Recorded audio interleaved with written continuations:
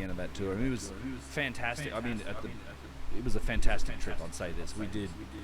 We went from deserts to oceans. We did scuba diving. We were at the Red Sea with pyramids, climbing around. Just, I mean, and it's we don't set a super hectic pace, but it's we're there to see stuff on these trips, and every day involves bus rides, or we're in jeeps and boats and planes. And, I mean, I was kind of counting down the flights by the end of the tour on how many flights it'd take to get back home, and then and being a bit of a homebody anyway, I was just I was a little ill for a couple of days, but I think sleep ultimately fixed that. But I'm just found myself to be just terribly behind on everything else. Like you take out 6 weeks, and it's just like, man, I've got a lot of stuff to catch up on. Yes. Yeah, absolutely. And the scuba diving was awesome.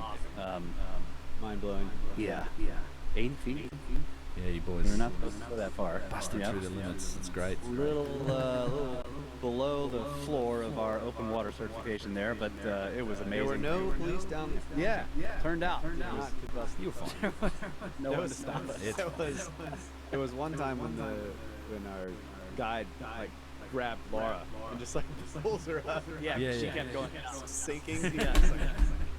And we were on a wall. We were on this beautiful wall dive in the Red Sea. Oh my God, yeah. And it kept going, but it was cool. And you were right. It's open. I think your open water is 18 meters, and then advanced is 30 meters, and then there's a deep dive at 40 meters, which is narc territory. But I think we got was it 80 feet? I guess 26, 27 meters. I think was the deepest dive. My spiffy, fancy new dive watch said 81 feet was my max depth. I think Laura was below me when I was down there. Yeah, it's fine. Yeah, it was amazing, and it's for anyone who hasn't done that kind of diving, you don't even realize. I can see how you can easily go too far if you're not really paying attention. Because I mean, we're just going down. And I'm looking at the fish and the walls and just how amazing it is. And then I look at my watch and starts, my watch starts tapping me. It's like, bzz, bzz, and I look, oh man, all the numbers are red. It's telling me I'm too deep. Yeah, wall dives are tricky. I've done a bunch of them. You do have to watch your depth, because it is easy to just sort of diagonally just drift down, and then you find yourself, I'm like, damn, I'm at 35 meters. I shouldn't be here. I mean, it's fine. You have to just take it easy going back up, but it limits your bottom time is the main thing. The deeper you go, I mean, most recreational diving those tables are very safe. They're built around all sorts of different physiologies, and it's mostly about how it's all no decompression diving, so it's all about how slowly you ascend back up, and you do all that safely. It's fine to go down deep, but all it does is you just use more air and you shorten up your dive. So I've done a lot of diving, and over the years, I mean, I love sort of 15, 16 meters is fantastic, because you can be there for an hour, and you see all the stuff. So. I can't be there for an hour. Not on a 15-liter tank. Our dives were 45 minutes, 50 and minutes every time. Russ was blowing clouds in there, just. I was watching it. Yeah, you were buddy breathing with the instructor. I think every time. Yeah. He'd grab you. Yep. I'd run over and look at your thing, and I'd tap the thing and say he's at 70 bar, and I was like, oh, come here. Yeah. Put you on the still hose. At 40 feet. Put you on the hose for a few minutes. Just extend it out. Yeah. No, it was good. It worked out. Yeah, that stuff all comes. It's all. Need a bigger tank. We had the big tanks in the end. Shorter dive. Yeah, I know. No, those weren't the big tanks. They were bigger tanks? I'm sure they were bigger tanks. 18 or 20. We'll just get you two. Yeah. There you go. Yeah. Yeah. It was incredible, man. The boat, we rented the boat, and I was expecting a little speedboat or whatever, and it was this huge boat. Yeah. And we went to the dock, and there's all these people crowding onto these boats, and we had our own. Yeah. Wow. How did this happen? It's like a triple-decker boat. It had 3 levels. Yeah. Was it 3 or 2? I mean, it's 3. 3 if you count the engine room, I guess. But yeah, it was very cool. But you could have put 60, 70 people on this boat. Yeah. I don't know, 50 people maybe. But we had, 10. Yeah. So it was good.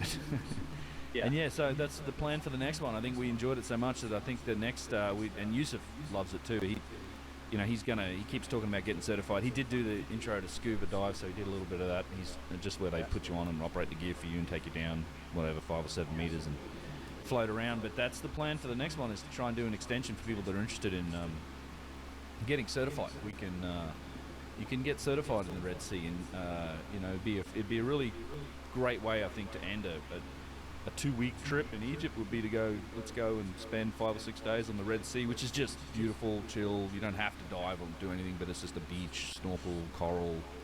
And for people that want to dive, and they want to, even if they already are certified, if they want to get certified, we can make that part of it, get certified, and at the end we all go out on a boat, private charter on a boat, we all go dive and snorkel together. It's a fantastic day out, and I think that'd be a lot of fun. Yo, what up, Big Bean Burrito? Bowser Big Bean Burrito, what is up? Welcome. Used to get you certified, because I got plans. I think we can. There's so many interesting spots around the world to dive, as it relates to, you know, just megalithic ruins and stuff. Apart, just diving itself is cool, but you know, Indonesia, Japan, Malaysia, all these places. There's a lot of these places to go and dive on. Nanmadol, all these other things. I think would be really interesting.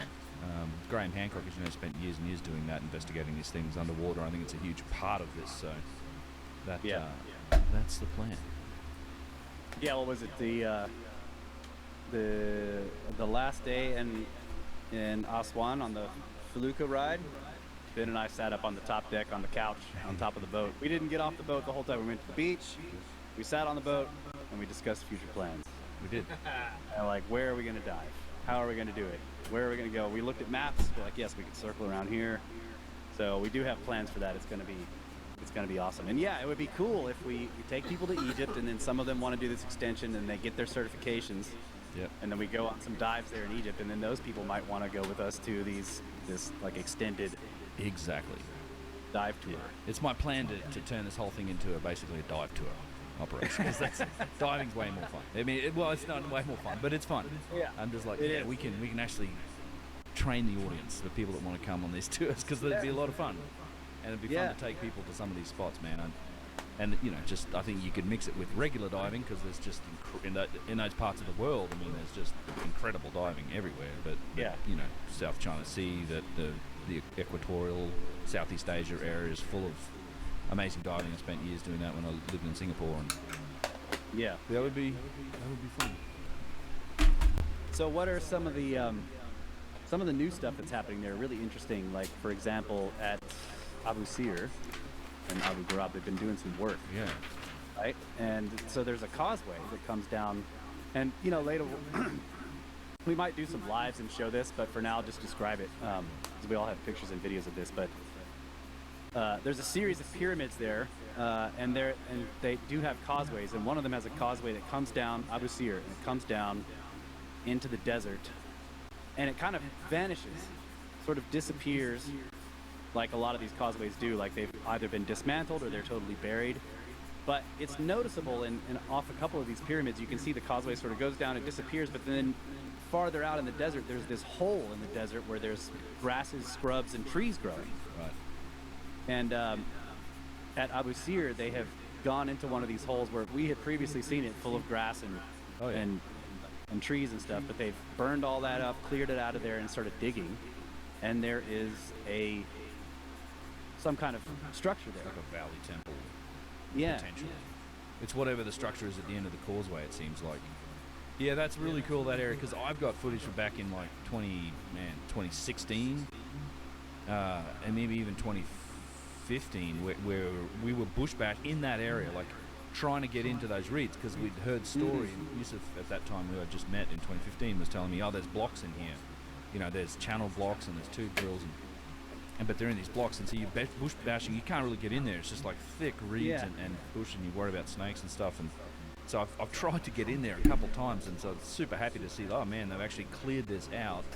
And not only that, they've actually excavated, and they've cleared out this area that's like full of granite and basalt and these precision cut blocks, and a bunch of brand new tube drill holes that I've never seen, like actually some really good ones that have been preserved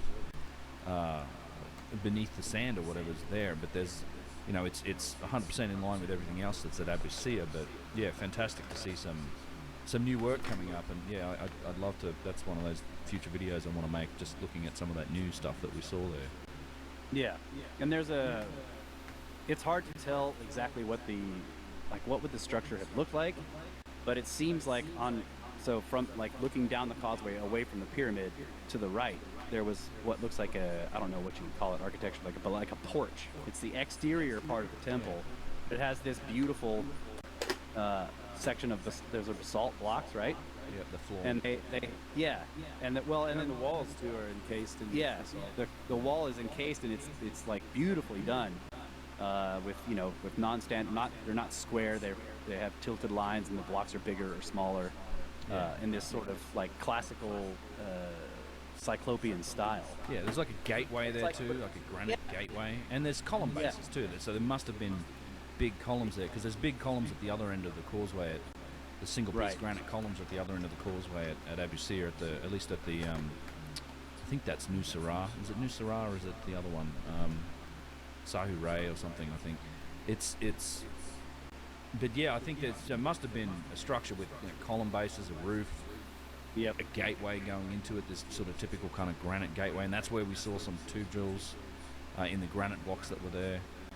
Yeah. And it has that same sort of flat basalt floor, and there's all these bits of stone laying all over the place, the typical kind of combination. Yeah. Really. Yeah, so the basalt floor is really interesting because it has you can see in the paving stones the fracture pattern of the natural rock. Yeah. And in some places the fracture pattern it looks like it's got an octagonal pattern in there, like it kind of looks like a turtle shell, but it looks like it would have been columnar basalt if it would have crystallized in a different, like a slightly different, like it was close to becoming columnar basalt, but it didn't quite. But the fracture pattern is still there of this octagonal pattern in some of the blocks, and then the other ones have these strange veins of what look like shattered basalt strewn through them in almost a liquid pathway, or like it's hard to describe, but I've got all these pictures of it. But you can see it looks like there were fractures in the rock, so there's a natural fracture pattern, and then at a later period there was another injection of liquid, like magma, that gets in, exploits the fractures, spreads them apart, and then cools in a different way and leaves a new basaltic material in there, but it's all in pieces. But that material was taken from the quarry and then polished into the floor, to the floor tiles, and then over time those newer flows have the material has fallen out, and now you see like it looks shattered, like glass. Yeah. Like it's been exploded. But I think that's just a like an effect that's happened to the basalt itself. But initially when we went there, I thought, what happened to these tiles? I was thinking that this happened after the construction, but I think it must be, it must be part of the rock itself. But I don't know. I'm not a geologist. I have no idea. But that was my idea from seeing it this time. I was thinking, why would what is the purpose of building a temple at the base of the ramp that you need to slide your stones up to build the pyramid? Yeah. Is that just like, this is part of the job? We're going to build this giant ramp up to the pyramid from the valley that floods by the Nile, and then as soon as we're done with construction, we'll build a temple where it floods? Yeah. Like, what is the deal with that? Well, I mean, it's more than that too. It's not just a ramp. In that causeway, it's a causeway. It was cased in Tour I know it's a limestone. causeway, but I'm just asking these standard story questions. Yeah. Yeah. They say the causeway was the ramp that they brought the blocks up in on the boats, and then they drag them up that ramp to build the pyramid. And But like, there's a temple at the bottom of the causeway. it's always a temple. It's just nothing else. It couldn't be anything other than a temple. It's always a temple. Right. But that's a particular causeway. That one also has channel blocks running. That's the one I point at that shows there is channel blocks that run all the way underneath this thing, like subfloor infrastructure that we saw a lot of on this tour. In fact, I found a few new blocks of it and a few new examples of it. At Abu Sir, though, there's the end of that causeway that used to be in the dirt before that reedy patch. That's now buried again, but you used to be able to see where that channel block, there were blocks right at the end of the causeway that went under it, and now that's all covered in sand now. but you would see that, and then there's a few places where it's exposed walking up the causeway. So there's this, this underground infrastructure. Particularly, I mean, it's at a lot of these Old Kingdom sites. Most of them that are on that the Sun Belt, all of those pyramid sites, you see evidence for these channel blocks on all of those sites.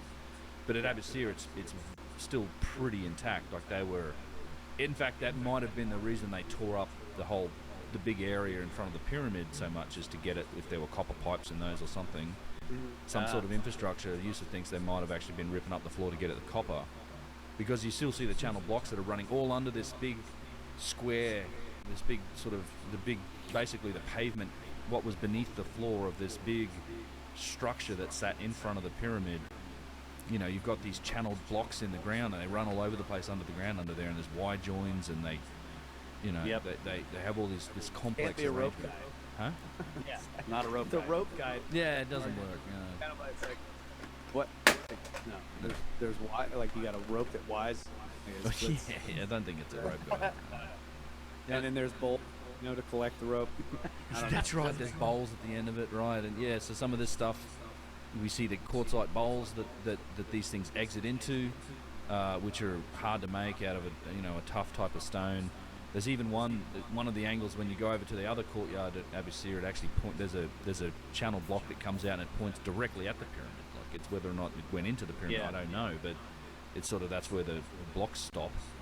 But who knows what was there before that? It's the rope guide theory. I think Robert Temple came up with that, and primarily as trying to explain the channel block that's in the Sphinx Temple at Giza, that big granite block that seems to run into a shaft that goes nowhere. That one could be a rope guy. That one, yeah, but that one, I mean, it just doesn't make any sense to me at all. Yeah. It's just, it goes under the wall and into the, it comes out of the ground in the temple, and then goes beneath the exterior wall of the temple and into the bedrock. There's like an alleyway there that's basically a small space that's between the outer wall of the temple and the bedrock cutout that they put the temple in. Yeah, the enclosure wall.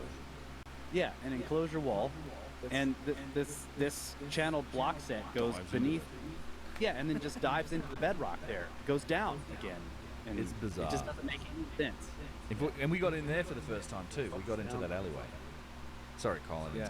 Talking. Yeah. No, what's down there? I mean, they must be going somewhere. Well, and you've got to get access. Like, there's a channel. Like, whether or not, it doesn't matter what you think was the purpose of that channel block. Like, you don't put a block in with a channel, and you have to get something in there. Like, it has to be.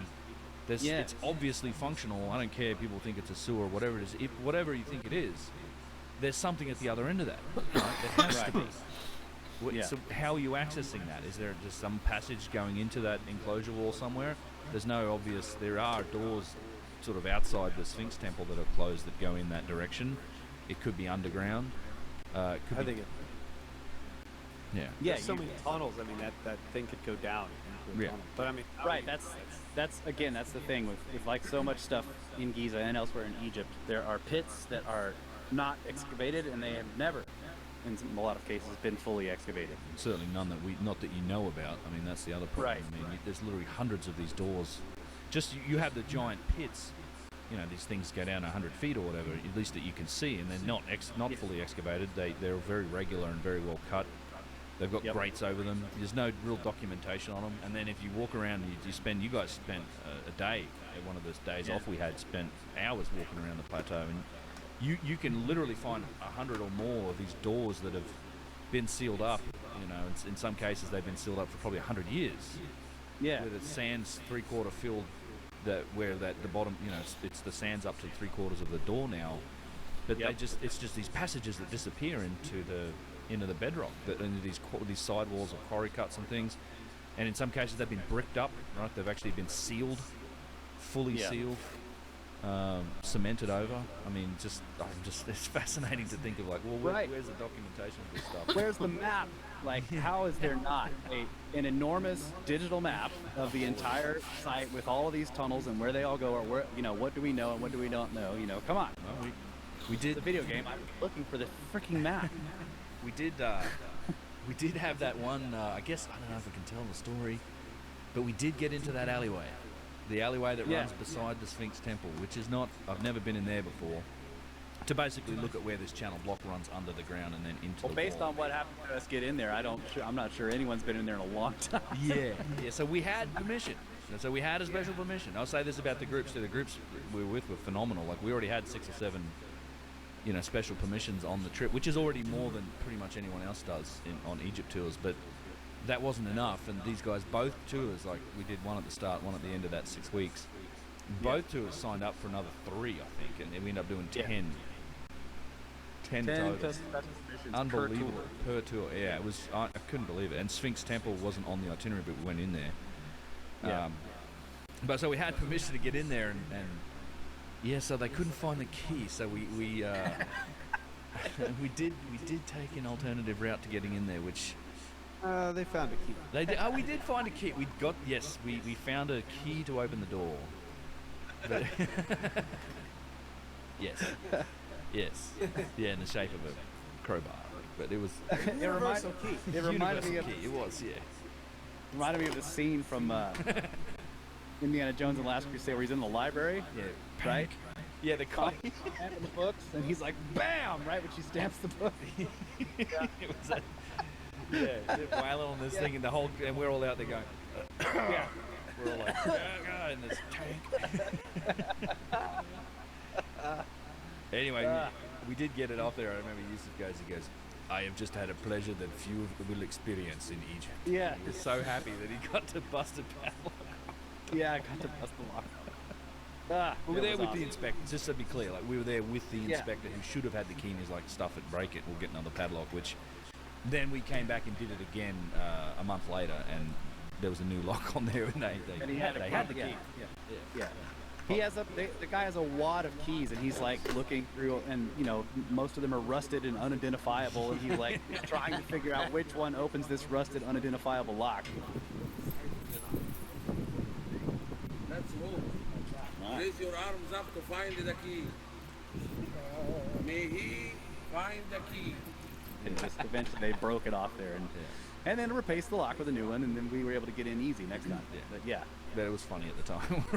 Yeah. People were like, what are you guys doing over there? Yeah, never mind. Yeah. It's like 30 people over there.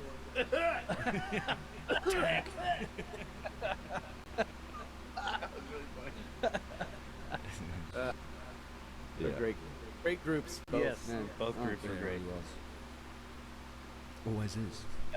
Yeah, I just find that alleyway interesting because, of course, they cut the bedrock away, much like the Sphinx. The Sphinx Temple is also cut out of the bedrock, at least the back half of it.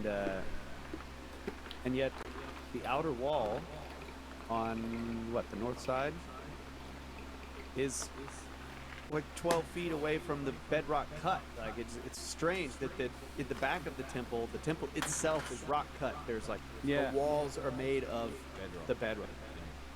And yet on that side, on the north side, they didn't make rock. They didn't make the wall out of the bedrock technically. I mean, I guess that could have been the outer wall. But it's just strange. It's just an empty hallway that has nothing but that channel block section cut into the ground. Maybe there's more under the ground. I don't know, but it's just so strange. Like, okay, they cut the bedrock down, then they move 12 feet over and build a wall out of the bedrock blocks that they just cut out of the wall. It's strange. I mean, so much about that temple is an enigma. Yeah, you're right. I think what you're pointing out is that the part of the temple that's closest to the Sphinx is the bottom part of it is rock cut. It's rock cut. It's cut out of the bedrock. Yeah. And they left walls standing that are just bedrock. Yeah. But then this part where they have obviously also cut it out of the bedrock, they nevertheless stacked blocks to make the exterior wall of the temple 12 feet, 12 away, feet from the wall. away from a bedrock wall. It's like, it is very strange.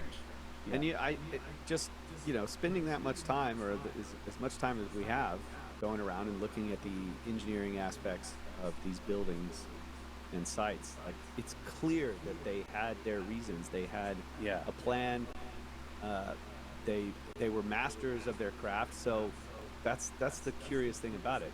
Why did they do this? Because already that these were genius builders. Yeah. So it's so strange that would be a feature. I don't know. It's just fascinating. Some of the other stuff when we did our between tour walk in Giza, that was fantastic because you know, Kyle and I have spent a lot of time at various large pieces of land where there's many, many acres and it's rough and rugged. And if you spend some time out there and walk it, instead of just driving down the roads, but you actually get out and you walk the land. You go between the different, yeah, you wander it. You know, you go between the different landmarks. You walk up and down the canyons. You check out the hilltops. But you do it on foot. You really get a much better feel for the land itself. And so every time we've gone to Giza, it's been in the context of like, we drive up there in the bus, we all get out of the bus, we check some things out, we get back on the bus, and then the bus circles around to another place on the plateau, we get back out and we do so.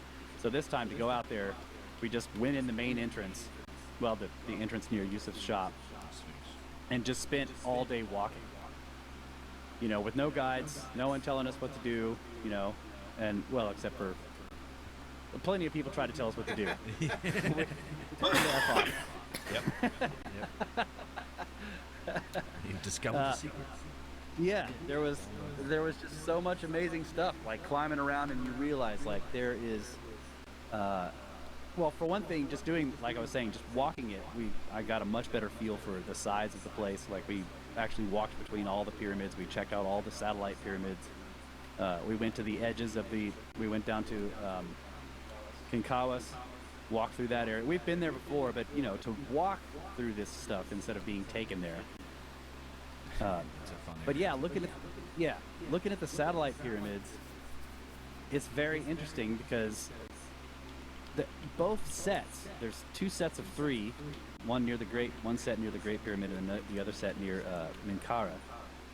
The first thing I notice is that both sets have this similar aspect where there's one that looks very pyramid-like, and then there's a second one, the one in the middle, that looks more like a mastaba, and then the third one is very destroyed. Both sides have this. It's really strange that there's in such similar conditions. You know. That's interesting. Yeah. Those satellite pyramids are fascinating. There's something that I like your point about walking around. I've done the same thing in the past. I didn't go with you guys that time. I was a tired little boy who stayed at the hotel that day. And was like, I told him, I'm not going I was to like, the pyramids. You guys I told him, go. I was like, we're making all the discoveries. He was like, I had a great nap. I did, yeah, I had a good nap. I'm like, I seen it. I discovered 4 hours of sleep while you guys were walking. Yeah. I have done the same. I'm glad you guys did that because I've done the same thing. A few times. Yeah, but it's just for a minute. Those satellite pyramids are interesting because I finally Yusuf's I think been trying to tell me this for a couple of years, and he was pointing out something that I finally tweaked to on this trip, which is that there is very strong evidence for basically 4th dynasty recycling going on in the construction of those. Yes, I've been saying of this those satellite pyramids. Like those things are made, and it's very clear when you see it. They're made from recycled blocks that they got from somewhere else. Yeah. And apparently there's no debate that this is all standard model says they're 4th dynasty, like queens and daughters or whatever. Well, the daughters. There's a funny story about the Khufu's daughter, right? Story, the daughter story. It's a little. Yeah, we're trying to explain this to some of the girls on tour. What is he saying about this? Well, the story goes that Khufu was broke at the time when he was trying to make this pyramid for his daughter, so he decided to rent the daughter out. Yeah. And you got stone per suitor. Yeah, 1 stone per suitor. So she was a busy girl, and that's how we built the pyramid. Yusuf always then picks up a small rock and goes, "How much do I get? What do I get for this stone?" You know, like. Yeah. Yep. It's a hilarious story. It is a funny story, but yeah, depends on your Wait, perspective. is that actual Egyptian myth I about don't this? know where it comes from. I mean, it's some sort of myth from time. I mean, it is a story that comes down from. I mean, I don't know where it comes from. I've not really done the research. I can't imagine it's particularly accurate, but that is some sort of rumor, just a dirty rumor. Yes. Right. Fake news, you know. But yeah, those things are very recycled. Yeah, that's really cool. There's quarry marks, like literally you see the shapes. They're stones that have finished surfaces, and in fact they may have come off some other structure. Yeah. That then these finished surfaces have got quarry marks on them, where they were basically painting like fix this, like chip this off, like straighten this out and make it into that pyramid casing stone. on the outside because it's that Tura limestone, but it's come from somewhere else. And then you can see where they've done it, and there's unfinished parts of it, and then there's blocks where they never actually started to touch them, and it's not in that pyramid shape. It's really interesting. I'm like, yeah, they would definitely pull in stone from somewhere else to make these things. But when you go to the satellite pyramids of Menkaure, they have the exact same granite casing stones. Right. They look exactly the same as the ones on Menkaure, so it's like the limestone casing from the Great Pyramid or whatever. They've also got Tura on the satellite pyramids, and then the granite casing on Menkaure. Have you satellites also have? Did you guys go in there? You guys been in that satellite pyramid at Menkaure? Didn't go inside. No. Okay. I Yeah, think it's somebody well was made inside. offering to take us in there, but I mean, he was basically trying to tell us there's a statue or something, and we could go in, right? I don't remember. But it also seemed at first like he was telling us not to be where we were, and we I kept was doing telling my him. best to ignore it. Yeah, yeah. Yeah. Yeah, that's the risk. It's tough to do when you're out there and you don't have an Egyptian with you. You will definitely Yeah. get a lot of attention from the vendors and everybody else. Yeah, yeah. So our general policy is just to try to ignore everybody who's yelling at us. Yeah. That's the right way to do it. Yep. But this guy had a whistle, so he was trying to be he was trying to act like he was. Yeah, he kept blowing this whistle at us, and we're like, what? Are we doing something wrong or whatever? But then it turned out he wanted for us to pay for him to take a photo. Yeah. And then he wanted to take us into some spot or whatever. And we're like, dude, get out of here with your freaking whistle. Yeah. Stop acting like a freaking lifeguard.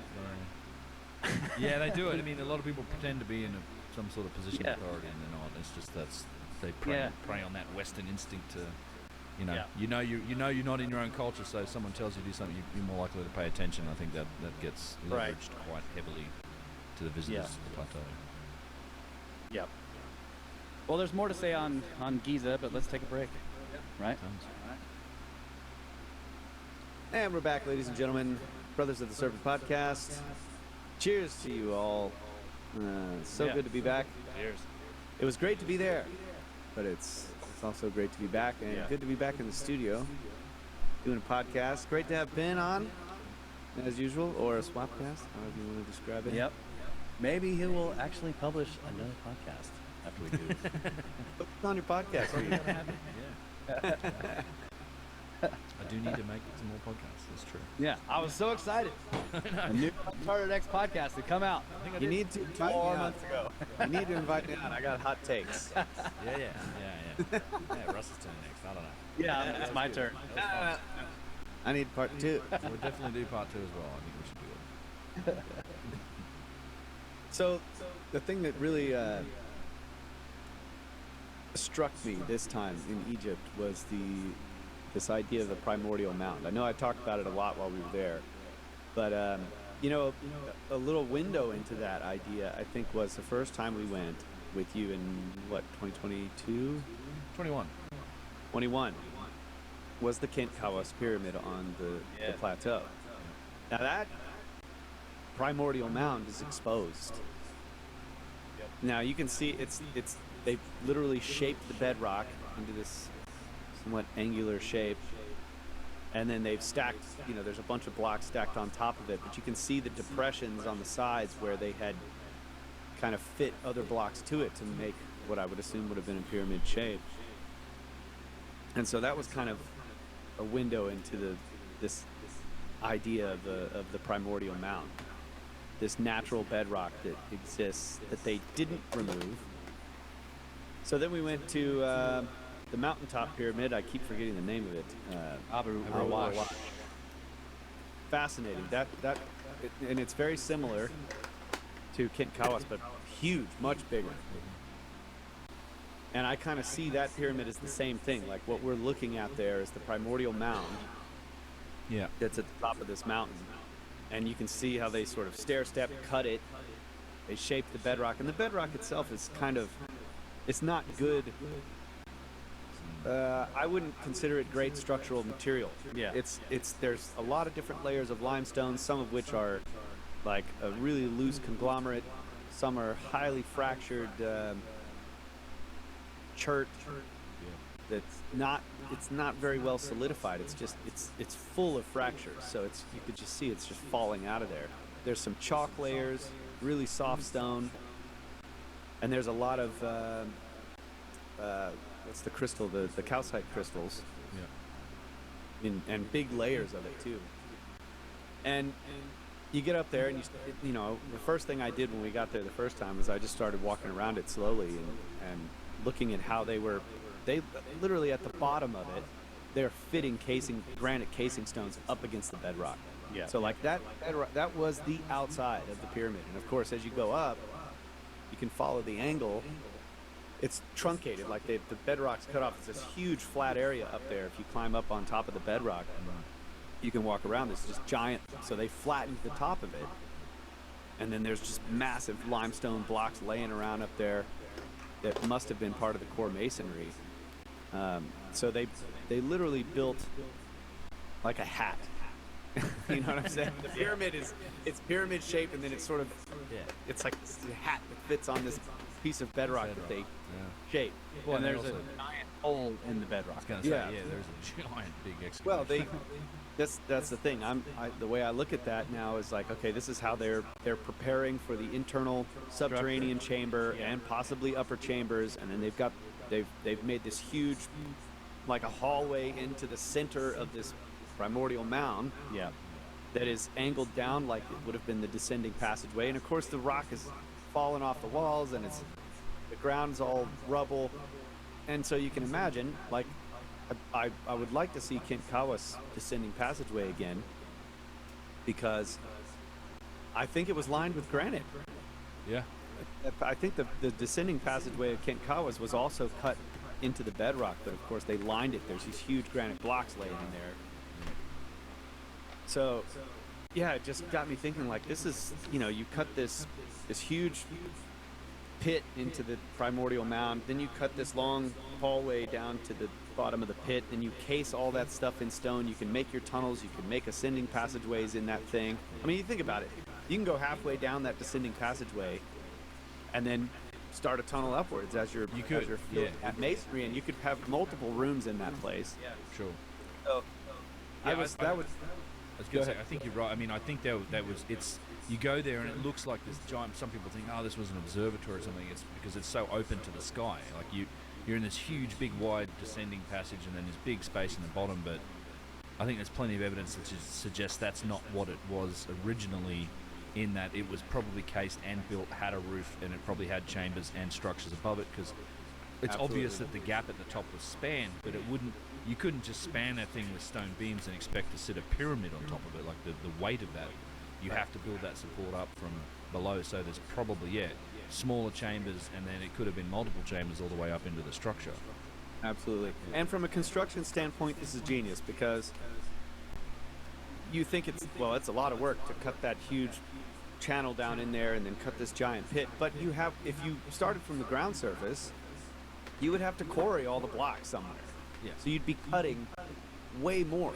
Yeah. In this fashion, you're utilizing the ground for almost a third of the pyramid's height, perhaps. The bedrock itself, and all you're having to do is cut this channel and this pit, and then you can fill that in with the really nice, some of those high are still quality in there. stone. Yeah. There were a few really There's high some quality ones. high quality blocks laying down on the bottom. Yeah. Some fitted up against the wall. And there's granite. Yeah. Yeah. Yeah. So that was really interesting, and it was just, I just really landed it for me, the idea of primordial, because I was, it's this primordial mound. I'm kind of imagining, you see the diagrams of the Great Pyramid, and it's this little mound. It's like, no. I mean, I would be willing to bet inside the Great Pyramid there could be A shaped bedrock. gigantic shape. Plug. Well, yeah. I was going to say that was something I learned too, and from you guys looking at that, because it's not just the center of these things either. It's these pyramids all have bedrock features too, like we were talking about the Sphinx temple, where it's got walls made from bedrock. I mean, I've talked about it and done videos on the middle pyramid, or Khafra pyramid, having that, there's the southwestern corner, there's like 7 courses of it are carved directly from the bedrock, and it folds in. But it's probably a lesser known fact that not to the same extent, but you also have big bedrock features that serve to lock in the Great Pyramid as well. So it's not just this primordial man in the center. There's these bedrock blocks in it around the corners, and you guys are pointing out. I think what was that corner? That was the like thing that blew my northeastern mind. Corner. The northeast corner of the Great Pyramid. That was the part that blew my mind. I was like, it's flint. It's literally like A massive it's flint a nodule. humongous flint nodule, and it's got this natural like weird winding cave that goes in it. I think in the more I observed it, it looks like it may have been a massive fossil bed, like just a huge collection of maybe all these different shells. There's like the big spiral ones. Yep. That are in there, and I know some of those are out in the limestone bedrock as well, but it looks like it possibly was some kind of big, maybe a coral feature full of all these shells or whatever, and it just, I mean, it's flint.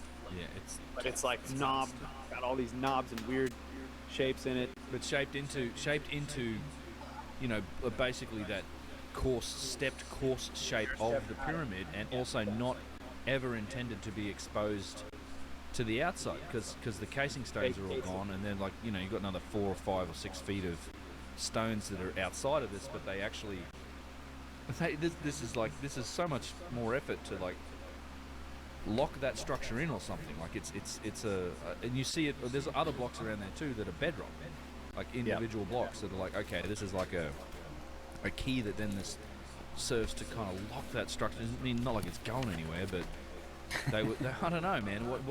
I wonder why they did this. Like, what I mean, is it not easier to, from a planning and logistics perspective, just like, all right, we're going to cut this thing flat, or at least we're just going to level off, and we're just going to plan this with blocks? But no, we're going to shape these particular areas on each side of it that are just going to be from bedrock that just are still attached to the ground, and we can build the structure around them. Yeah, that's the crazy thing. When I'm sorry, but when people say like, oh, you know, they flattened the bedrock and the whole thing is like flat to within, you know, a quarter of an inch or whatever over all this space, and it's like, well, no, actually, They didn't. they just cut. Like, if you think of that northeast corner, there's like, we're gonna make this cut here out of the bedrock, and then we're gonna fit a stone to case it, and that stone where it sits is gonna be within a quarter inch flat of the whole thing. It's like, dude, it's nuts. And you can see that. I just love the idea that, you know, the foreman out there, and he's looking at the architect, and he's like, why are we leaving this thing of flint? And the guy's like, so it doesn't move. He's like, well, it's He's 6 like, million tons. Move? This is the other thing that comes up to me. Gonna steal it. The Sphinx Temple drove this home too. That they have to be cutting the bedrock at the same time that they're casing it. Yeah. Yeah. I came to this conclusion from really just like obsessing over these two hallways in the Sphinx Temple. And I'm just like, there's no way the bedrock cutting guy can come in here and just decide to leave these random angles sticking out of what otherwise would have been a straight hallway, just leave like a big chunk sticking out of the wall. He can't make those decisions without the stones casing it being there, ready, being prepped, and being put in as it's being cut. Yeah, I mean, there's bedrock nubs in that place. Like, they literally do this in the floor, in like a smaller version of what the pyramid is, but they're sticking up out of the floor. Like, if you think of an architect designing it on paper, he doesn't know what's under the bedrock. yeah, he doesn't care. So the architect designs it. Then the limestone cutting crew comes in. They would just cut it to match the design. But no, that's not what was happening. Somebody was cutting as the building was being built at the same time. It's like, so that's what I was going back to, this chunk in the corner of the Great Pyramid. But, well, you know, we can go a little speculative here and say maybe they did know what was in the limestone before they cut it out. Well, like this, yeah. They just were like, yeah, this one spot, leave that nub. Yeah, 1 foot or there's a 1 foot diameter. There's a dense collection of flint right here. We're gonna leave this as part of the corner. It's 6 meters down. Yeah, that I'm not talking about that. I'm talking about like these big nub protrusions on the floor of the. I mean, come on. They're the same as the rest of the limestone. It's like somebody's making that decision because they have the tile. Yeah. They're like, yeah, we'll cut a hole in this tile. Yeah. It's already got this crack or whatever. Just Yeah, it just Yeah. it makes it so much more. I mean, everything's, you can already tell from the shape and size of the stones that it's all pretty custom, right? It's not exactly like you're pumping It's bricks custom. out and making it, but it's Yeah. yeah, it speaks volumes to the planning and design that had to go into this, and maybe a bit of the ability for them to I don't want to say that they do it on the fly, because I don't think you can do this stuff on the fly, but it feels like they know, you know, they just have these options on what direction to go. I mean, there must be a requirement for this. Like that's the other part. Like there has to be a specification from whoever wants this thing to say, because this isn't the easiest way to do it. I mean, none of this is the easiest way to do it, but this is even an even more ridiculously difficult way to do it, right? There has to be a reason for it. Is one of the other things. It's like, why wouldn't you at the Sphinx Temple just make that flat bedrock and stick your floor tiles down? That's got to be easier than leaving an odd assortment of bedrock nubs that poke up that now you have to modify all your floor tiles and design everything around it to make sure it fits. And Yeah, not just nubs, but bedrock pits. You're pits, filling yeah. the pits. Yeah. I think that I do think that there's a lot of stuff being done on the fly, but I think the geometrical design is in the mind of the builders, right? Like you set the geometrical design. This is the geometry, and this is the level of precision. I mean, obviously the design can be very precise, and then the builders are, even though they're making decisions on the fly using the natural medium that they're working in, they're always working to that geometrical design specification. That's kind of the way I think about it. And then, of course, there's these tolerances, which is what we've talked about in the unfinished presentation, which is like, you've got all this excess material. You're just trying to make sure that it surpasses the lowest tolerance right. of. And then you remove material. Yeah. So as long as it follows that, you're good to go. You come back and And I smooth kinda- it all out later. Come back and flatten the casing stones on the inside of the Sphinx Temple after it's done. You know, and then in some cases, like you were pointing out in the King's Chamber, that was not what they did. Yeah. They cut everything beforehand and stacked it Yeah. precisely. Yeah, There's no blocks going around corners. King's Chamber's Yeah. a bit different, isn't it? It's just like perfectly well made, Yeah. and designed and plopped down. It's the outsides of the King's Chamber that are flattened and softened in place. Like the above parts, where you can see it in the pictures of the relieving chambers. Yeah. They were scooping material out, removing material there, and then above that, it's flattened probably previously, and then above that, there's more scoops and stuff. Yeah. So I wonder what the King's Chamber looks like on the outside of the blocks. Yeah, that would I think you're right. Probably be rough. Man, I'd love to get into that Cavilia's chamber, because you might actually be able to. Yeah. I think we've seen that. I think we've seen roughly what it looks like, and that would be In the southern southern shaft shaft and, and- the bottom of and in the bottom of the Step pyramid. the the step pyramid. Yeah, that's what the outside of the King's Chamber looks like. And those both, like, again, like the southern shaft, I'm just like, yeah, this is pyramid prep, like right here. I mean, Yeah. it's a shaft, and then they just didn't have the angle. Actually, they may have. I have some video of it. It looks like Well, the southern shaft, people won't know what that is. Like, that's another. I mean, that was also a first for me on this trip, getting in there.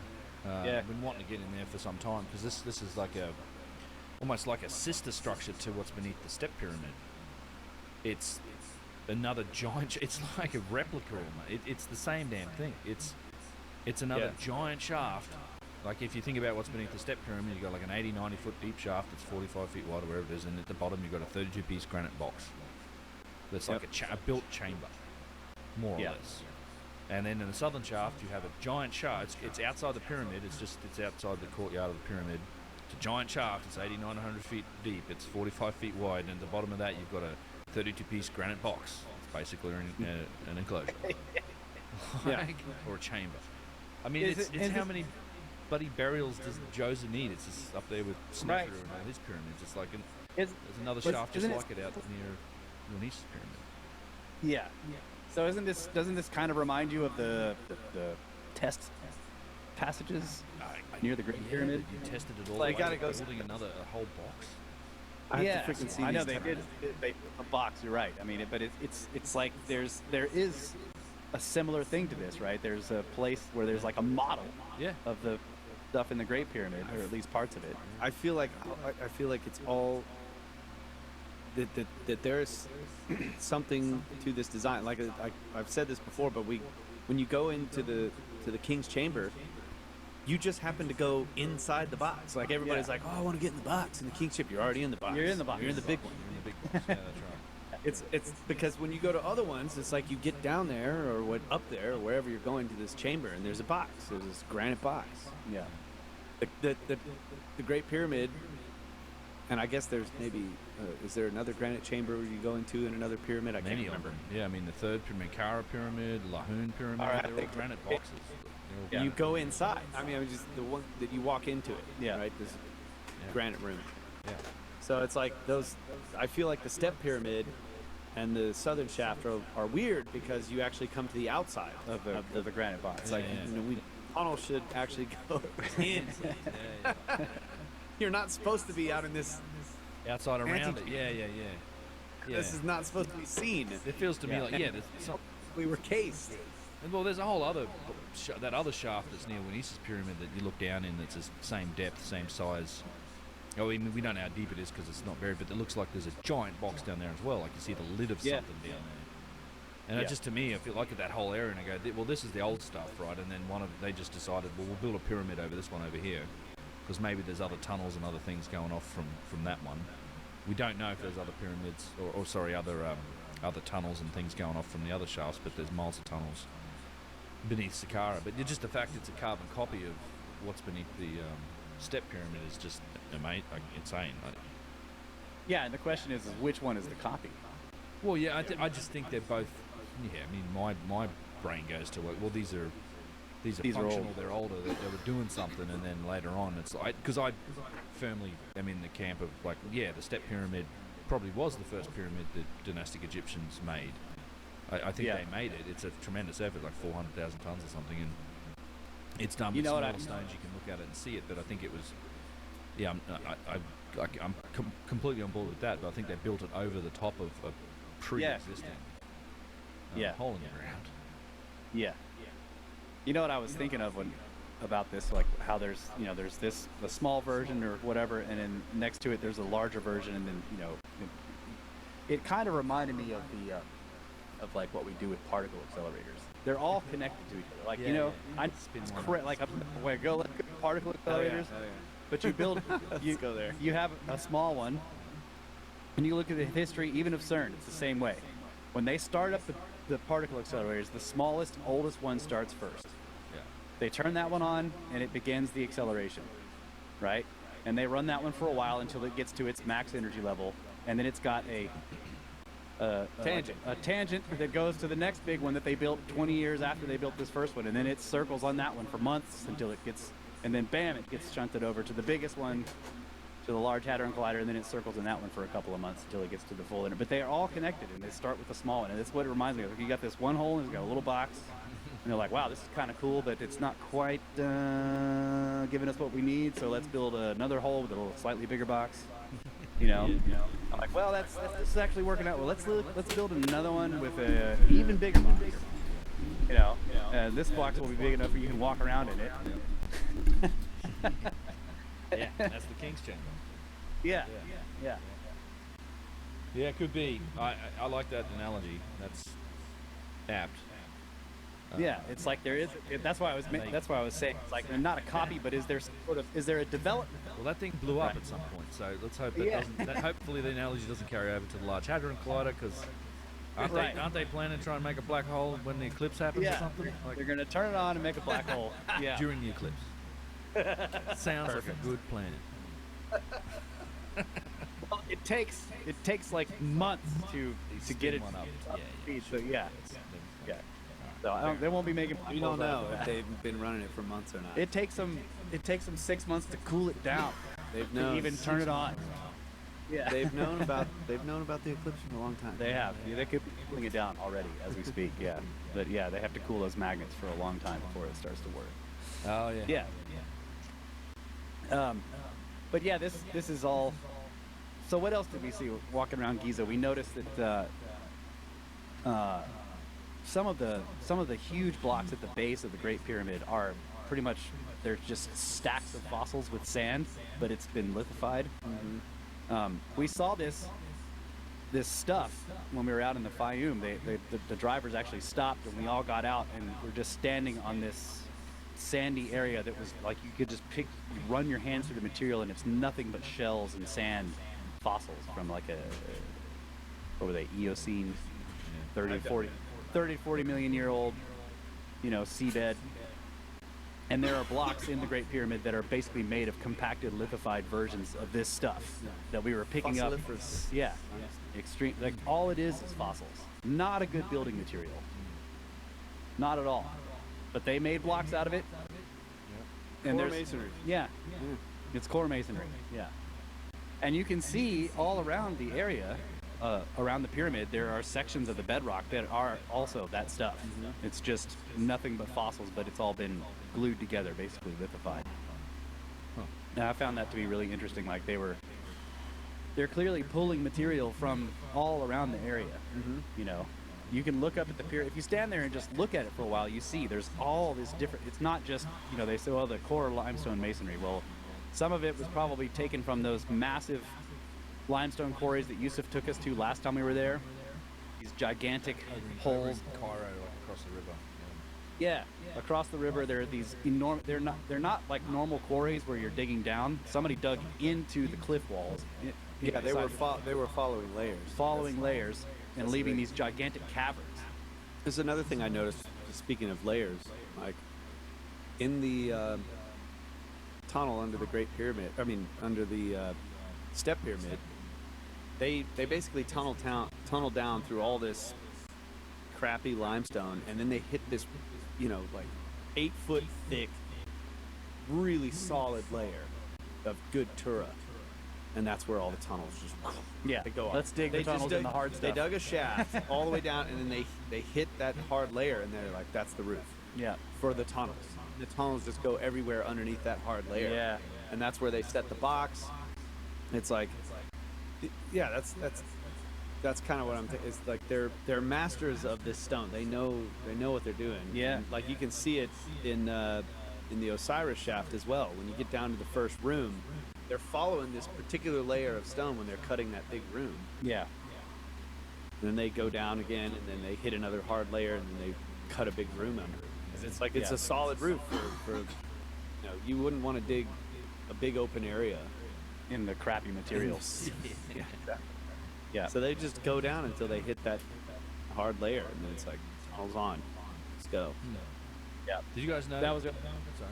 Go ahead. I was going to say, did you notice when you walked around the Great Pyramid, did you notice, because now on I think it's the southern side where the boat museum used to be, now it's gone, and you can actually see all the casing stones. Did you notice that some areas, it's just the erosion on some of those casing stones at the bottom? I mean, it looks severe. Like, I am going to be doing a video about erosion, the mortuary temple at the Middle Pyramid complex, and compared to the other 4th Dynasty structures. But I look at some of the erosion on some of the existing casing stones still on the Great Pyramid. I mean, it's the same kind of thing. Looks pretty severe in places. Other places not so much, but some of those casing stones are pretty heavily eroded. They also have been plastering them. This was pissing us off that day. Remember, we saw all those casing stones where somebody has come along and tried to repair them to fix the erosion. Yeah, in modern times. So they've like plastered it to give it this, Put mortar all in it. They put mortar in it, filled the holes, and it just looks like crap. Horrible. Yeah. Yeah, well, that's probably why they stopped Waziri. Like, that was the other thing I was looking forward to seeing when just before the tour, right? Waziri dug that hole at the 3rd pyramid at Menkaure. Yeah. And was talking about rebuilding it, and I was like, okay, clearing the base and documenting it, good. Rebuilding it, bad, because I know how you guys are going to rebuild it. He got fired. Mo told me, man. Yeah. Mo, literally, that when we got there and we figured out, he got pulled up, and they're like, there's a committee they stopped his work, and there's a committee that's headed by Zahi Hawass that's going to figure out what they're going to do about it. And Mo told me at the start of that tour, he said he's going to get fired. I was like, really? He's like, yeah, he's gone. And a month later, sure enough, Yep. fired. He's gone. Crazy. Head of the antiquities department fired over saying some shit on Facebook about Mencara. Digging a hole. You dug a hole in the wrong spot, son. And they filled that shit in. Like, it was really annoying. Filled the hole in. Yeah, we turned up and I'm like, damn it. And you see all this fresh dirt there. I really wanted to. Yep. Because if you guys haven't seen that, go out and find it. You can look at like the excavations at Mencara Pyramid. I think the video's on Facebook. But they dug down. I mean, where the entrance is, it's another 2.5 courses of stone beneath the ground. Yeah. And I'm sure there's a flat. I'm sure there's a flat granite platform there too. Well, that's what like on. Yeah, I'm super interested in the bedrock there. Like, what's the bedrock preparation? Because you look at the other pyramids, there's these giant foundation tiles beneath them. Yeah. Oh, there could be a amount of whole bedrock. assault floor and all that stuff under there too. Yeah, who knows? It blows my mind that we've never cleared the bases of some of these monuments. Like, these are I don't know if you get any more famous than the pyramids of Giza, you know? Yeah. But we just have never cleared the base of the Mencara Pyramid. We've never cleared the base of the Red Pyramid. I mean, the Bent Pyramid's still got rubble around it. More or less, I think they've exposed the corner points, at least on that one. But, you know, the Red Pyramid, the Mencara Pyramid, you can't get to. You can't see the base of it. Like, Yeah, the casing stones just go down into the sand, and that's it. I would say one other thing about the erosion on the casing stones. It's very clear when you look at all the different structures on the plateau. The stones at the bottom are extremely eroded, like laterally. They've got all these deep fissures in them laterally, and I'm definitely on the wind and sand erosion for you know, in that camp. Like, this makes perfect sense. You can see like there'd be these little eddies, you know, of sand just grinding away at that stone on the bottom. So of course it makes sense that the builders would put, or at least they don't have to be the pyramid builders. They could be repairers or whatever, but put granite on the first 2 courses. Yeah. No, You know what you're gonna put? Yeah. You put granite on the first 2 courses of the pyramid, because that's going to hold up the most to that sand that's going to be in that first 10 feet of the pyramid base. And then once you get up higher, you can move to a slightly softer stone like Tura, and you're not going to deal with nearly as much erosion there. Yeah. So it's you know. Yeah, it's. Yeah, I wonder if they did it'd be interesting if they did a site study, and they were like, well, where the Great Pyramid is, it's not going to have such a big problem. The Middle Pyramid, it's going to have a problem at the base. We'll put 1 or 2 courses of granite, and then Mencara, it's gonna have a lot of wind-blown sand coming off that hill towards it. Yeah. So it needs 17 or 18 cases of granite. You know. Maybe. Yeah, I mean, it's a tremendous. It's a lot of granite. Yeah.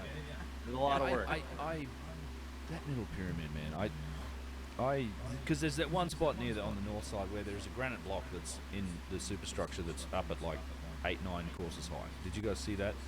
So as you walk On the Middle Pyramid? Yeah, the Middle Pyramid. Yeah, there's a like to the left. If you're looking at the entrances to the left, up high, there's a couple granite blocks that are in there. Like there's something else there. I don't think that's an indication that it was cased that high, but there's some feature that was made from granite up there. And it's to the left of the entrance, not the main entrance. It's not like there, if there ever was really an entrance to it there, because the main entrance you go into is through the bedrock out the front. Yeah. And then I just got to looking at the pictures of the pyramid and from all these different angles, and I just keep noticing that at some point, it's the first 5 or 6 courses. It like the quality of that pyramid shifts. Like it's the bottom 5 or 6 courses, maybe more. 7 or something like this, but you can see a noticeable shift in quality, and it's just like I don't know if it almost looks like 2 different periods of building to me. Where was this like a platform at some point? Maybe it was encased in granite up to that point, and there was something on top of it. Step pyramid. A step, it could have been something, and then later on it was built into a true pyramid encased with the Tura limestone. I don't know, but there's this huge difference. It doesn't surprise me at all. It wouldn't, because you go and look at the higher levels of the core masonry of that thing, and it's quite poor. Like it's a noticeably lower quality of core masonry than what the Great Pyramid is. But the bottom courses are way better. Like there's megalithic blocks in there that are a couple hundred tons, 150 tons or so, in those bottom courses. But that's not the case the higher up you go. It just shifts. There's a dramatic and obvious shift in like architecture. So I don't know. It's worth more investigation, but I keep looking at it and going, this is like this thing is something else. Like I'm not sure it was always a pyramid. Yeah. Well, that made me think of the satellite pyramids. Yeah, I was gonna say I kind of got that idea about all of them. Yeah, well, like I was saying, there's one that looks pyramidy, and then the middle one looks a lot more like a step pyramid or a ziggurat, like a tall ziggurat, right? It's got a big, nice base platform, and in the whole middle of the pyramid has a very vertical aspect to it, Like what's the one like we a go tower to? with a very slight. Yeah, My Baidu. Doom. Yeah. That central structure. I mean, come on, they built that first. Oh, Yeah. 100%. And then the It was casing pyramided. came later. Yeah. It was pyramided. Yeah. So it's like, okay, I could give Khufu credit for turning the Great Pyramid into a pyramid Yeah. because it was something else first. Yeah. Yeah, maybe. It was some other structure that may have been highly degraded, like starting to fall apart. And he's like, nah. Yeah. This is why maybe some of these kings did this for multiple sites. If they weren't burial sites, maybe they did want themselves buried in them at some point. But like, why would you build multiple? Yeah, like Snefru and his Only three. do one for yourself. Yeah. Are they? Did they decide to start making these structures to protect these much older original structures, these core structures, whatever they were? Which is what, this goes back to the whole primordial mound thing. It's like something was going on. Yeah, and that makes sense too. If these old kingdom kings were, they were not like Ramses. Right. Or closer, and they're much more connected to. Yeah. So they honored these structures. They repaired them. They cased them over to keep them from falling apart more than they have. But they didn't claim them by writing their names all over them. Right. But some of the stones may have mason marks that say, "Yeah, we're the gang of Khufu."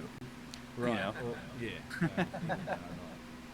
That particular glyph I've got issues with, but Yeah, there are that mason particular marks one. and so on. And to be fair, there is they found one of the exterior blocks at the Red Pyramid supposedly has Snefru's name on it. Similarly. Supposedly. But yeah, I mean, but that concept of revering and protecting and preserving almost that older architecture, that's not unique to that area. I mean, this is a super common theme you see in South America and Peru. Same thing, right? Yeah. Where it's you can see the obviously much older layers of architecture that are then built on and protected and almost lovingly kind of encompassed by the later megalithic builders, and then the Inca would kind of do the same thing. The Inca came along and, all right, well, we're also going to put our touches on this and build on top of it and encircle it. It was almost there's this concept of this encircling and protection, circular protection of the older work. So, Yeah. Interesting. And there's even and in Egypt there's even later versions of that where they were mud bricking encasing all that stuff in a mud brick wall. Yeah. I love this too because you've got the superstructure. Obviously, it's sticking out of the mud brick. You see these megalithic limestone blocks, whatever they are, just corners of them or whatever sticking out. They use this method of making these mud bricks. It's like, yeah, it's fine because they're going to put a roof on it. They're going to put this Tura limestone roof over the mud brick, and it's going to preserve it. It's going to preserve that inner structure. And even though the limestone was quarried away, the mud brick is melting away. Like you're still only seeing like a little corner. Yeah. It's whatever is in there is still protected thousands of years later. So the mud brick, I think, it doesn't. It's not necessarily like a lack of the ability because they still may have cased it and finally worked that casing stone. Yeah. Right. They could have built the casing stone to high degrees of accuracy. Yeah. But it's like, yeah, this core masonry can be whatever, and it's like, Yeah, depends on economics. there could be giant mud brick pockets in Giza pyramid. We just don't know. Yeah, know, we don't but know if that's true. Like the entirety of the middle pyramid is basically unknown. That's what It is. Scan Pyramids Project found the mud brick section. Yeah, pocket. Damn it. Did Muons move differently through Mudbrick? I'm not sure. I knew the throne of Khufu was going to be in there. But All right, another break. Yeah. Yeah. we'll be right back. And we are back. Ladies and gentlemen, brothers of the Servant Podcast, joined by Ben from Uncharted X. And we have half our pyramids tied behind our backs just to make it square.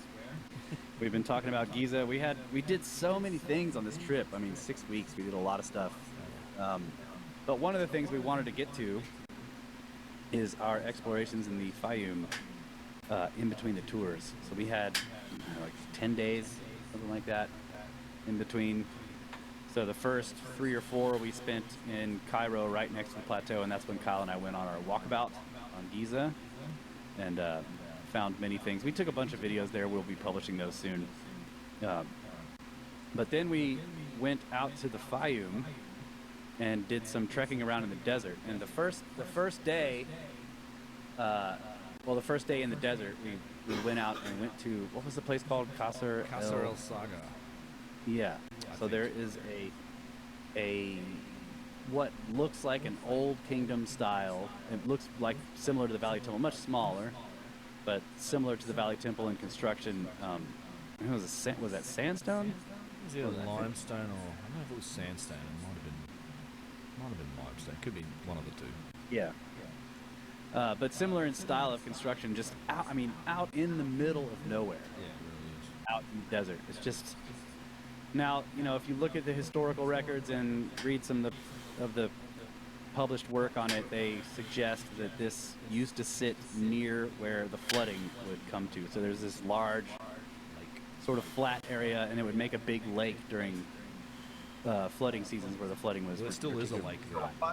The Fayum itself is like this huge basin. And it kind of, if you're looking at a map of the Nile, it looks like almost like a grape leaf branching off of the Nile. Yeah. That's the way I always think of it when I see it on the map, and you can tell because it's green. So it's an oasis. Big depression. Yeah.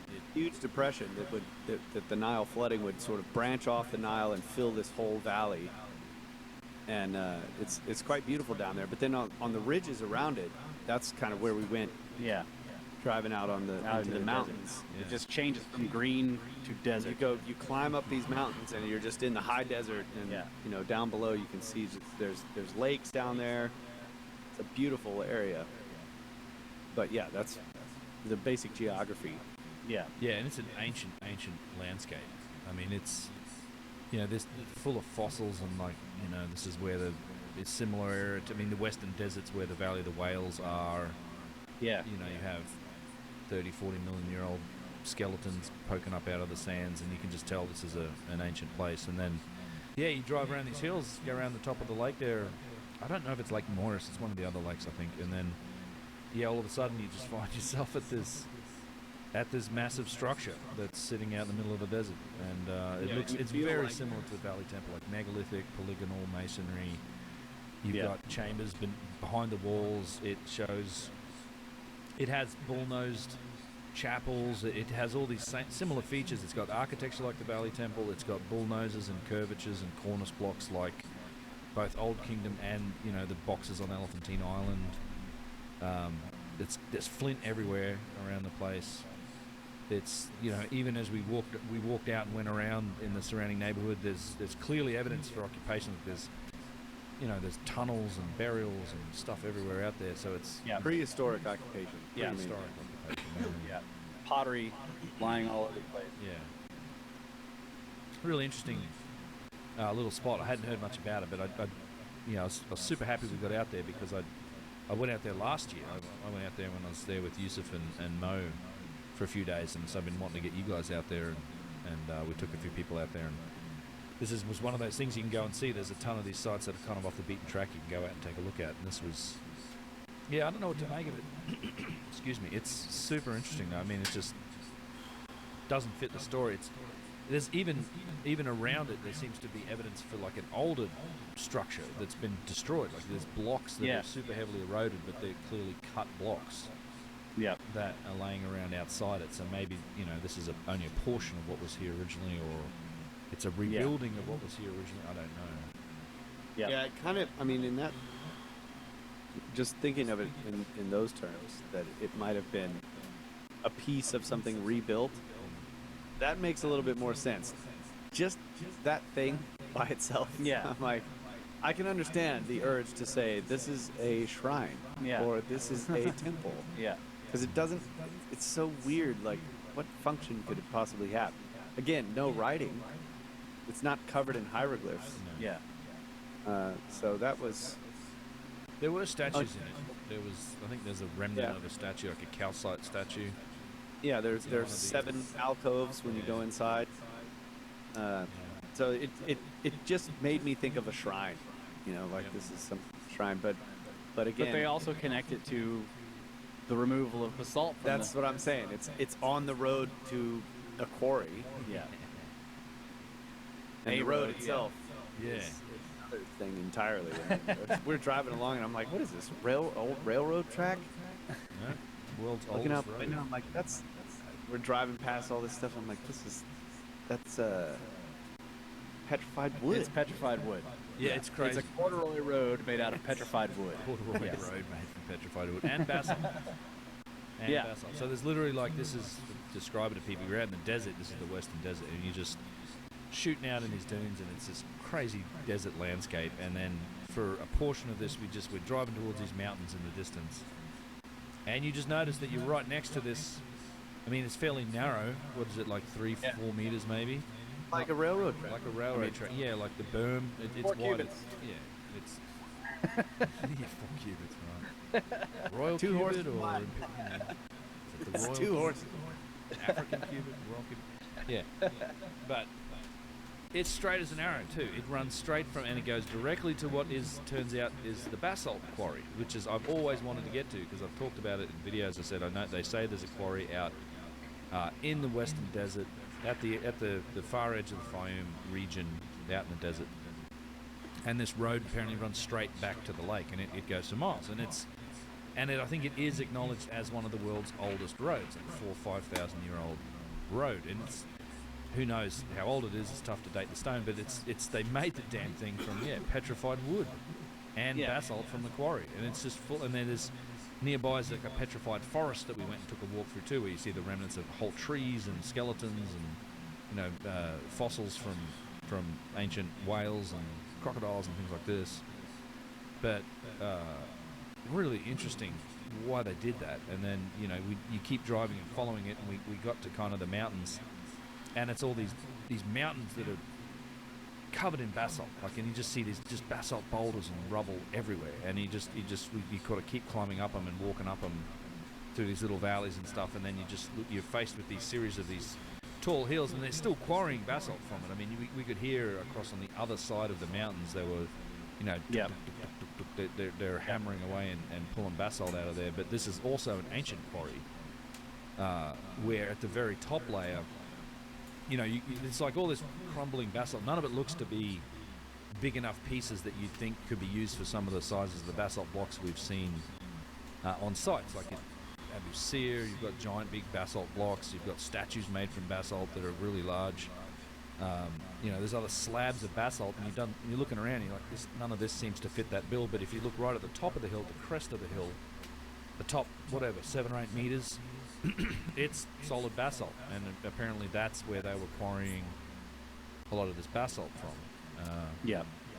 We didn't quite get up there because it's sketchy, and it's quite a climb. But it's one of these days we will, I think. Yeah, we're gonna have to climb up there. We didn't know for sure when we were out there if we were in the right place. Yeah. But later we were looking at some of the maps and the papers, and we're pretty close to the right spot. And if they're correct, up at the top there were like 4 different areas where they've marked as ancient quarries. And supposedly there's saw cuts and stuff up there too, like the same sort of stuff you see on the other book. Exactly. That was what we wanted to get out there to see. Like, are there the same cut marks, witness marks, and stuff in these quarries as what we see on site? I'm just trying to imagine that road, like They literally took, it's like, oh, there's a log laying over there. Yeah. It's basically stone. Go find some more. I mean, they just laid them all down one after the other. You try to imagine driving on a road made of logs, but these are stone logs, and Yeah. they're narrow, and it's just, I don't know. And then underneath the stone logs was some kind of calcite or some other limestone material they were using. It's like, I don't know, just trying to imagine, okay, we're going to climb up this mountain, cut this huge basalt block off of it, then you're going to drag it down this road made of Petrified wood. petrified trees. Yeah, it's odd. I mean, we don't know what that finished surface of that road might have looked like, whether this is still part of its foundation or not. I mean, if there was something on top of that, it's all gone. I mean, surely they could have flattened it just like they flattened granite. Yeah. So it might have been nice. It was just amazing to see that they actually used, the logs as though they were logs and laid them down one after the other. Yeah. You could see the round ends sticking out with the wood grain in it Yeah. on the side of the road. Tree Just- rings and shit. Yeah, it's very cool. Yeah, and then we found the petrified forest and went for a walk through that, and then I think we also hit the Valley of the Whales when we were out there. But the foam's such an interesting place, and then there was quite a bit of dooning, as you were saying. We did some dooning. This is all in four-wheel drives, so we did spend a few hours playing in the dunes with the boys, driving us around and having all the kids and children and women screaming. You get on the peak of this dune like this, it's like way up there, and it's just this corner, and the Jeeps are driving on that corner. You're looking down, it's like, oh my God, that is so. And then you see, we're in the back, my Jeep with my family in it. Laura and the kids, they're in the back. I'm in the passenger seat, and you see the Jeeps in the front just go off the edge, and they start drifting down the side, and Laura starts screaming. As soon as she sees it, she's like, no. Away we go. We go down the edge too. Oh my God, it was epic And you get a sand and bath. hilarious. Yeah, window's halfway down, and it comes off the tire and just washes you. Yep. It's like, oh. Yeah, there's no AC. So you're like, you start getting hot, so you roll the windows down, and then the wind picks up and just Ben and I get coated in sand. Yeah. We were in the silent Jeep. We just sat there stoically. It was hilarious. I knew totally it. Done plenty of this. Yep. I knew it. They were in front of us, and Laura and the kids are just screaming their heads off every time we do something crazy. And then at some point we're driving along, and I just tell Laura, I'm like, I bet that Jeep up there is completely quiet. And sure enough, we get to the stop point. The Egyptian guys were awesome. We stop at this really cool place where there's an overhang. There's this big protrusion of bedrock, and we're in the sand, and there's this big overhang in the shade. And they just lay out all these carpets and start grilling and set up tables and pillows and everything, and just serve this beautiful, amazing lunch under this overhang of this cliff. It was quite something. And then they busted out some instruments, started jamming for. It was so cool, just being way out there in the middle of nowhere. It was cool. Anyway, I confirmed it was true. I went over there and I was like, "How was the ride, you guys?" Oh, it was great. That's quiet. Oh yeah, we could hear y'all screaming. Yeah, I literally could hear you guys screaming from our Jeep. Yeah. I could hear the screams. Yeah.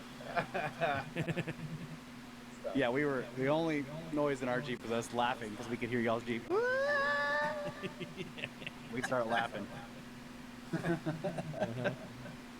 That was hilarious. Our driver, whenever he would a lot of times you're trying to climb some dune and it just didn't get enough power or whatever. And there was a couple of vehicles that had to stop and back down, and we're following pretty close behind one of them. He was cursing out. Multiple times, our driver would start yelling in Arabic. I'm sure he was cursing the guy in front of us, and I would just copy whatever he was saying. I started. He would laugh. Because you guys were following us, and sometimes our driver was a little slow. He was a little slow. Your driver would have to back up and try it again. Change direction. Yeah. Come out over here. Yeah. Yeah. I mean, these guys know the desert. That's an amazing thing about it. They just go out and they just kind of know what direction they're going and where to head and where to let. I mean, they've been doing it for decades probably, and then. Yeah. But you just feel like you're literally out in the desert. You can't see anything. It's just desert, and we're just hauling ass through the desert. It is an experience. Yeah. Yeah. Egypt's got a lot to offer. It's an incredibly rich country in terms of just different experiences and different places that you can go and do. Like it's really interesting.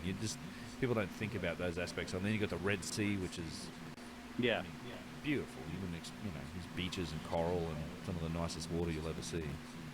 Yeah. Beautiful. Yeah, it's pretty amazing. We went from like getting doused with sand, like coursing on dunes in jeeps, and 3 days later we're 70 feet down in beautiful, clear, crystal clear water, looking at coral and fish. Yeah. Yep. Toilets. Yeah. Yeah. There was a shipwreck with some toilets. Yeah, there was. Yeah, I got a great picture of you. I just turn around and look down there all the way at the bottom, and Russ is sitting on this ancient toilet. He's just like straddling this toilet, just looking around. Like, Yeah. Somebody take my picture. Yeah. Long bubbles. That's good. great comedic moment. I Yeah. love it. Yes. Yeah. Yeah, I was just looking at that photo the other day. It was fun. And then Ben, afterwards, we were sharing photos, and then he sends us a picture from like 10 years ago where he was sitting on a toilet. Yeah. I have a picture of doing the exact same. When you see a toilet underwater, you go sit on it. That's what you do. I sat on a toilet just like that. That's what I was laughing about. Underwater, I think I was laughing. Yeah. I saw you sitting on it. I'm like, Uh-huh. you did the right thing. Yeah. Ben is a fish, ladies and gentlemen. I don't know if you guys know this, but I turn around and he's doing flips. You did amazing. No.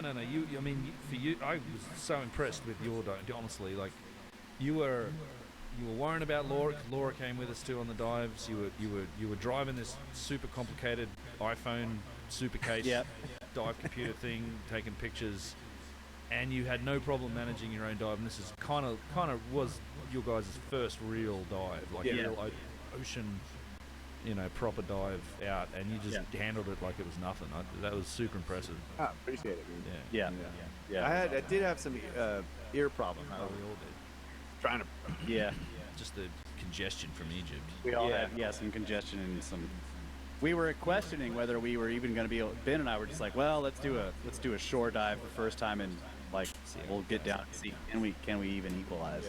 Yeah. Because for me, I hadn't been diving in more than 10 years, so but I did awful lot of it back in the day, and I love the water. I was comfortable. I think the most important thing is as long as you're comfortable and you don't panic and you can handle yourself in the water.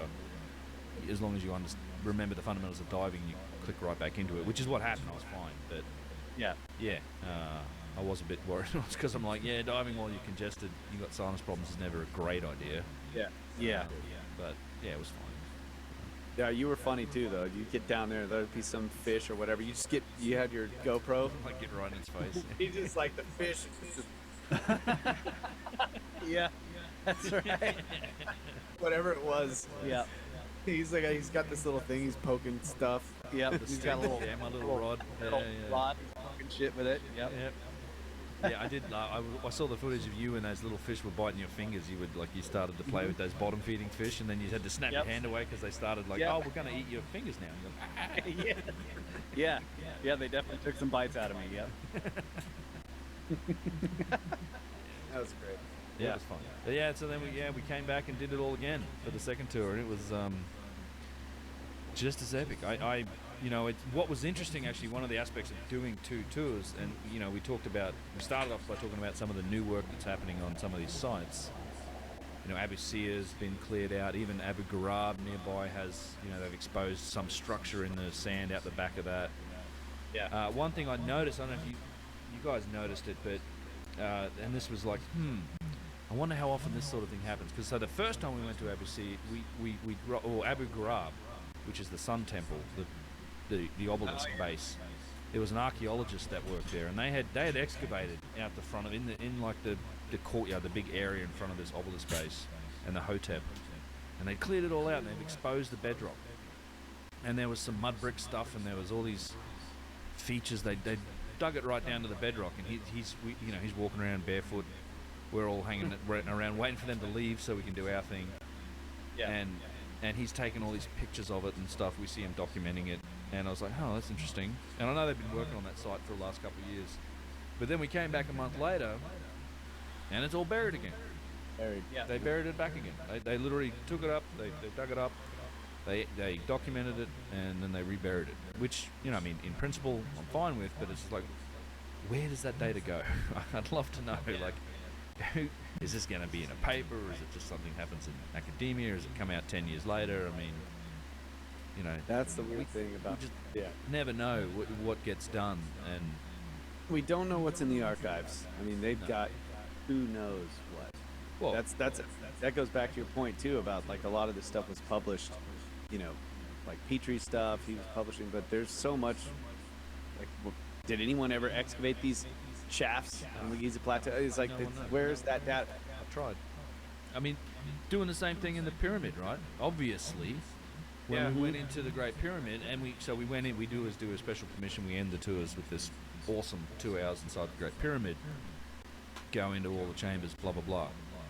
And there's the first time we went in there is not as much stuff, and the second time we go in there, I mean, for starters, the Queen's Chamber is just full of a workshop in there. There's like a drop saw, a miter saw. They're doing woodworking. They got there's cables going everywhere. And then, the first time we saw it, there was obviously an electricity cable going up into the chambers above the King's Chamber, the relieving chambers. So the access to that's at the top left corner of the Grand Gallery, 18, 20 feet up in the air. There's a cable going in there. And then the second time we go in there, there's actually the ladder for it is strapped to the railing. And I asked him, can we get this ladder out and get up in there? He's like, no, you can't do that. I'm like, God damn it. What are you doing up there? There's a cable. I know I'm sure they're drilling for this new void is what I suspect's going on, but who knows? Yeah. The thing that's really funny to me about that ladder is like in Chris Dunn's book, The Giza Power Plant, when he goes through the history of discovery, and I think it's Davidson or somebody. Yeah. It's like, there's this tunnel up in the top of the Grand Gallery. We got to get up there. And they tie 2 ladders together with rope. Yeah. And me and Russ were laughing. We're like, dude, you're at the top of the Grand Gallery. It's so sketchy. Yeah. You're gonna tie 2 ladders together and to get up in this hole. Guess And what they when we do? get there, they have 2 ladders tied together with rope. I was like, I know what that is for. Exactly. Yeah. Still the same methods. And it's just strapped to the railing that's in there that helps people walk up and down the Grand Gallery. I'm like, God damn it, can we just untie this and prop it up and go and see? No. But so I There's power cable going up there. They're doing something. Yeah. that thing's been run up there for a year or so. I mean, they've definitely been in there. I mean, they closed that pyramid, as I've told people, like last year in the summer for 3 months. I mean, so they, I had heard various things about, obviously they found that first chamber, the new chamber that's beneath the chevrons at the main entrance, and somebody told me that they knocked a hole in that. I mean, they drilled, they put an endoscope in there and took a look, and then somebody told me that they cut a hole in it to actually go in there. Although Russ, you and I did actually manage to get up there on this last trip and take a good look at it. Big tube drills up there. In the dark. In the To be dark. fair. Yeah, you're not supposed to. So it's so All steep. does not use lights. Yeah. Yeah, you can't go up there these days. Yeah. You used to be able to. Like, there's literally a built like the way you get to into the regular pyramid and just the main entrance now, the Mamun's hole. Mamun's hole. They've Yeah. built a staircase, and it's like you can just walk up there. There's also an existing kind of staircase that they built up to the main entrance, but there's a gate and they won't let anyone up there now. But back in like 2016, you could just go up there. Like you could just walk up there and take a look. Yeah. But at some point they're like, now this is all off limits. You can't do it anymore. But of course, we're there for 2 hours. It's night time because we're doing our private entry, and we just, hey, can we go up there? And like, okay, make it quick, no lights, because otherwise the cops out on the plateau get all excited when they see lights, up the pyramid. Like somebody's trying to climb the pyramid. Yeah. And I really wanted to get up there because I knew there was, and I'd seen it before. There's a big granite block with these massive tube drills, Yeah. Really All the way through, like deep. deep, Yeah. long tube drills that have really, really clear striation. One split, like the typical quarrying where they've cut it split along the axis of the tube drill, but then two more behind it that are full of sand and shit, but they're obviously there. And it's part of some mechanism that must have been up on that main entrance. But yeah, it's just there's all these little hidden features on that thing, and they're doing stuff. I mean, we didn't see any holes to get into that other chamber, but like I said, they closed the pyramid for 3 months, and God only knows what they were doing in there. I mean, cleaning. But Yeah. I suspect, that I just wish there was a bit more transparency about what is actually happening, because I know I'm sure some of those guys that are working on it feel like they own it. It's their information. It's their their monument. But it's like there's a lot of interested people that want to know what's happening in there, and there's certainly a long history of things happening in there that nobody knows about. Right. And then, like you've said, and Yusuf says, like the ministry controls the release of whatever is discovered. So You take Gantenbrink, for example. And Yeah. he wrote that whole report on all the stuff that he found. They canned it for so long. Yep. He eventually just releases the information on his website. yeah. Louis de Cordier did the same thing. Yeah. Yeah, with the labyrinth. I mean, they canned his Yep. report Yeah. on the labyrinth too, And and then reports whatever, published on the website. 5 or 6 years later, he publishes it and goes stuff it. I'm gonna try Yep. and put the data out there, but who knows how much stuff's happened? I mean, I've dug into it a bit in the past. There's acoustic engineer reports of stuff that happened during the Shore expedition in the late 90s, where they were trying to do acoustic experiments in the pyramid. It's that in itself is a not well understood series of experiments that happened, but they also report during that time having problems setting up their experiments at night time because they're hammering away and drilling and excavating up in the relieving chambers, and they're seeing guys coming out there with burlap sacks full of limestone chips. I mean, Yeah. what are you doing? Yeah. This is the 90s. Who knows? Yeah. Yeah. Who knows what they've been doing? Mm-hmm. Yeah. The last time we were there in 2022, the robbers' tunnel in the alcove in the Queen's Chamber was open, sort of. Right. We went in sort there. of. Yeah. Wasn't This time it was completely sealed off and locked, and I guess that is the place where the Scan Pyramids guys put their. At least that's what I've read. That's where they put their actual the active plates, right? Because you can put it in there, you can lock it away. It's not going to be disturbed by any tourists, even if they're coming in and out of the Queen's Chamber. So we couldn't get in there this time, but the Queen's Chamber, half of the chamber was like, sealed off. You couldn't get to the back half of the chamber. Yeah, I mean, literally half. From the shaft entrances, the two little shaft entrances, from there to the back half of the chamber was completely filled with equipment and materials and boards and They put it up was tape. sealed off. Caution Yeah. tape. Caution tape. Yeah. And same thing in the descending passage, right? All the way up. Normally you can turn left and go up to the top Up of the to the top, descending yeah. passage, and It's now full there's of full of stuff. stuff. Yeah. There's lots going on. I mean, I know they closed the middle pyramid for, I think they'd run and scan. I mean, I don't know if they're doing that or not. Scan pyramid stuff. Scan pyramid stuff, although I think they're also doing it in the third pyramid. There was, Yeah, on the there's outside. definitely stuff happening there. Yeah, they had on the what is it, the east wall where the other east flat, side. the other flat The is. temple structure. They had built a scaffold there. They were running GPR up against that flattened surface, right across that prism block. Yeah. He had a little GPR unit, and it's Wafting He's- it back and forth. going back and forth on the scaffold, pointing it into that wall. I wonder if they've done some Scan Pyramid stuff down inside, and they have seen something Yeah. near that Well, face. remember we went in there, right?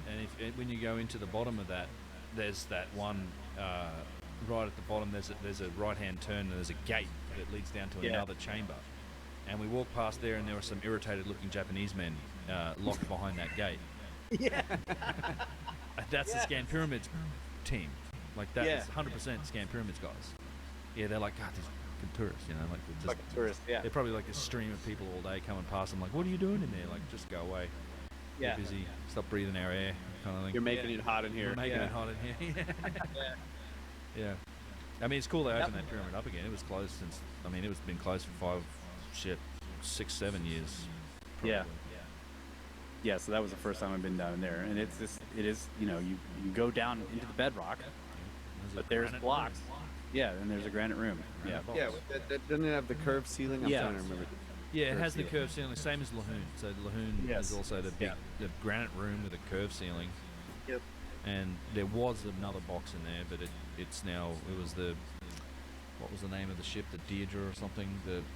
It sunk. Vice tried to take it back on the ship. Diving opportunity. Yeah. Diving, seriously, yeah. Yeah. There's, a lot of people have been trying to find that thing. Oh, no one's found it. No one knows where it is. No, they. So it was a ship when it's fully laden. I have the bill of. I got it from Matt at Ancient Architects. He thinks he's gonna go. He wants to go and try and find it. I'm like, go nuts. But, Nice. But he's been tracking it down. Like he found the bill of lading, like the insurance for it, and it lists like 100 plus artifacts. One of them is the box from that third pyramid that came out of Egypt, and the damn thing sunk in the Med somewhere. So. Oh, That man. box is currently sitting along with a bunch of other probably really cool shit on the bottom of the Med somewhere. Yeah, currently, who knows, right? I mean, down there with all the other obelisks that sank and everything else that went Yeah. down. Yeah. Yeah, I mean, isn't there some gold ship that I saw something in the news recently about some salvage where they were trying to find this, like, apparently literally billions of dollars worth of, in modern Oh, yeah. era worth of gold. Yeah. Some treasure ship that came out of Spain or South America or something.